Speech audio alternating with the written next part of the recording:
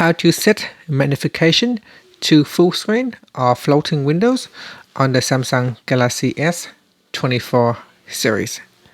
First, tap on the home button to return back to the home screen. Then on the home screen, triple tap to turn on magnification. Now, if your magnification does not turn on, I will show you how you can turn it on later on.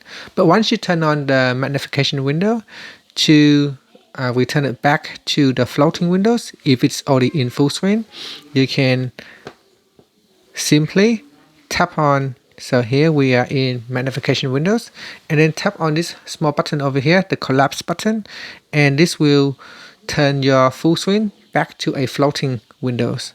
And to turn the floating windows to a full screen, you tap on the blue circle icon at the bottom, then tap on this button right here, and that will allow you to set your magnification to full screen.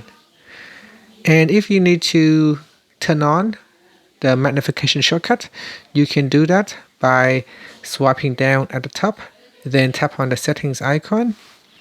Next, we scroll down and then tap on accessibility.